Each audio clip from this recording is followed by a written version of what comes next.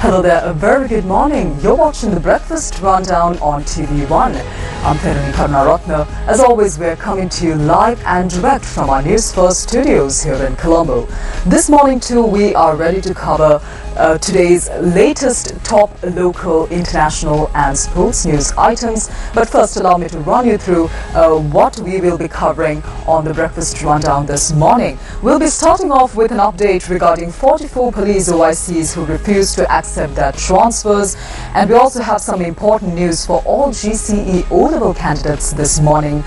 Another meeting between election officials and the National Election Commission regarding the upcoming local government elections will be held today. And also we have news on a new initiative launched to ensure equal education opportunities for all children in Sri Lanka. And news overseas concerns Zelensky's latest response to the explosive exchange between him and President Donald Trump recently, and also Canada's retaliatory response to the United States imposing certain tariffs on them. So let's dive right in. Let's move on to the top local news item this morning.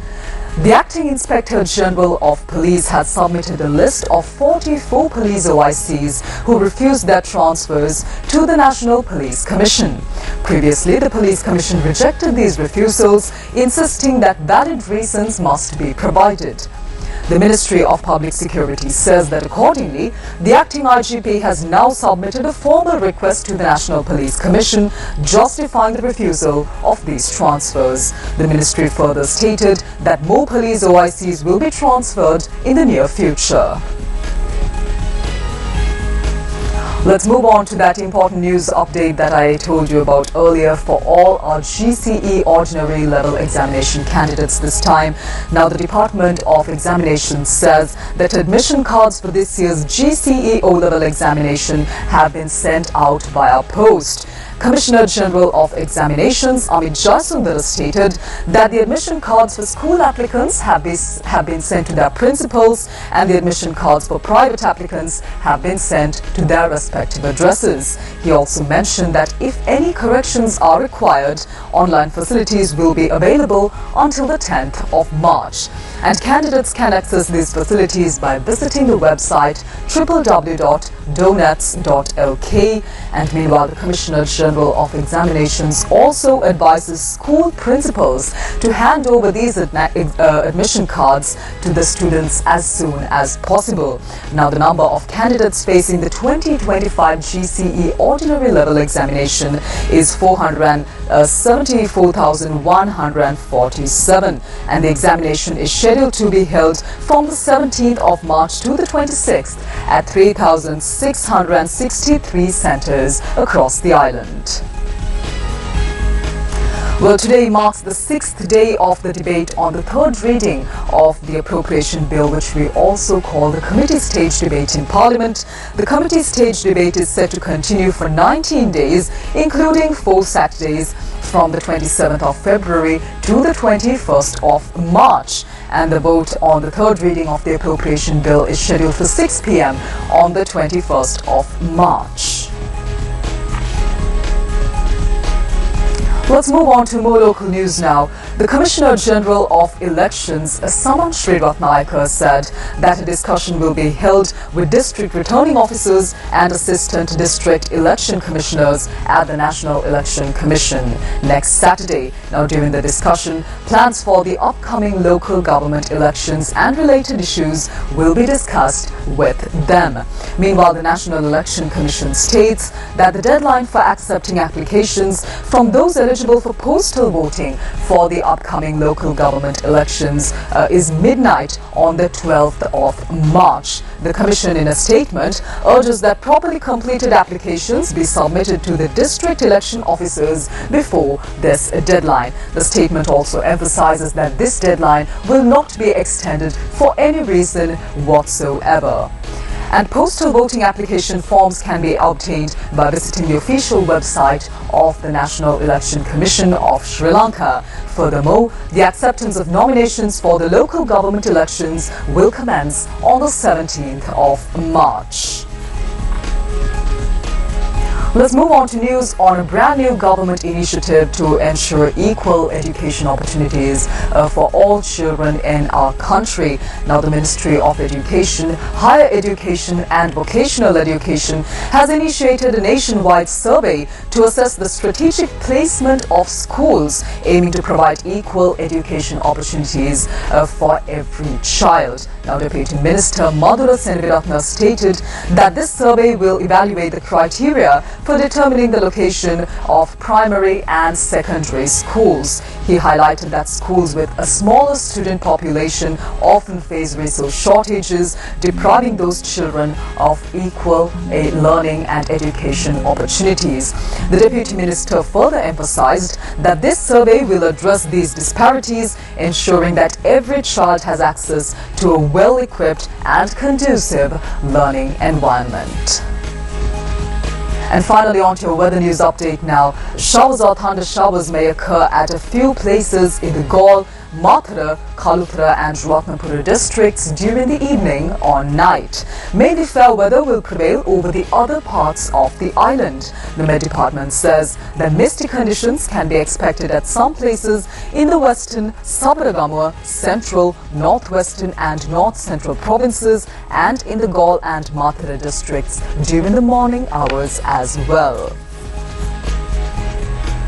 We move on to news overseas now. We'll start off with Ukrainian President Volodymyr Zelensky's latest response to the spat between him and US President Donald Trump in the White House recently. Now, Volodymyr Zelensky said he is ready to work under Donald Trump's quote-unquote strong leadership to achieve a lasting peace just days after their explosive Oval Office meeting. The Ukrainian president described the White House showdown as regrettable in a lengthy social media post in the wake of the US announcing a pause in military aid to Kyiv. Zelensky said it was time to make things right after Trump had accused him of not being ready to come to the negotiating table. The Ukrainian leader also outlined the first stages of how the war could be ended. In his social media post, Zelensky said Friday's meeting did not go the way it was supposed to be. He wrote, and I quote, "It is regrettable that it happened this way. It is time to make things right. We would like future cooperation and communication to be constructive." He also reiterated that Ukraine was ready to sign a minerals deal with the US after the failure to do so at the White House meeting and following this explosive showdown. Ukraine woke to the news on Tuesday that the US was pausing and reviewing its military aid to the country after a breakdown in diplomacy last week. And in his post, Ukrainian President Zelensky offered an overt declaration of gratitude for the help the US has given so far to his country. And during Friday's meeting in the Oval Office, Vice President J.D. Vance accused Zelensky of being ungrateful for the military support that the US had provided all that time. Let's move on to more international news now. As we know, the United States coming into effect yesterday, the US imposed tariffs on several countries, including Canada, as well as Mexico and China. Let's start off with the Canadian Prime Minister's response to this now. Canadian Prime Minister Justin Trudeau slammed Donald Trump's sweeping tariffs on Canada, calling it, quote, "a very dumb thing to do," and vowed to conduct a relentless fight to protect its economy. Now, Trump imposed 25% tariffs on products entering the US from Canada and Mexico and has increased a levy on goods coming in from China as well. The Canadian Prime Minister announced retaliatory tariffs on US exports and warned that a trade war would be costly for both the countries. But Trump pushed even further in a post on Truth Social, saying, quote, "Please explain to Governor Trudeau of Canada that when he puts on a retaliatory tariff on the US, our reciprocal tariff will immediately increase by a like amount," unquote. Now, Trudeau accused the US president of planning a total collapse of the Canadian economy because that will make it easier to annex them. He said that Canada's main goal remains to get the tariffs lifted so that they don't last a second longer than necessary. Trump said he is protecting US jobs and manufacturing and trying to prevent illegal migration and drug trafficking. Responding to these accusations, Trudeau said on Tuesday there was no justification for the new tariffs because less than 1% of the drugs intercepted at the US border comes from Canada. Less than 1%.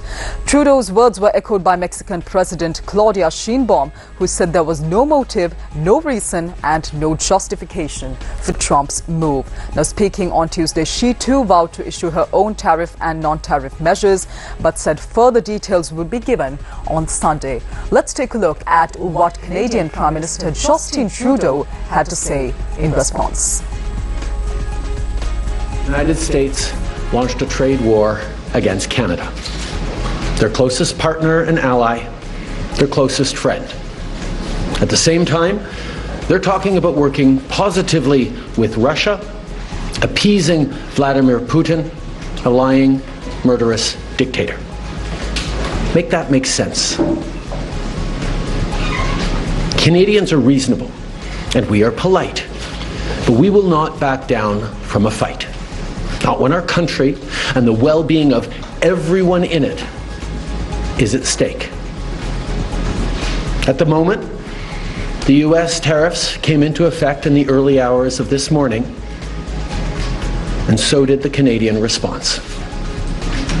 Canada will be implementing 25% tariffs against $155 billion worth of American goods, starting with tariffs on $30 billion worth of goods immediately, and tariffs on the remaining $125 billion of American products in 21 days' time. Should these tariffs not cease, we are in active and ongoing discussions with provinces and territories to pursue several non-tariff measures.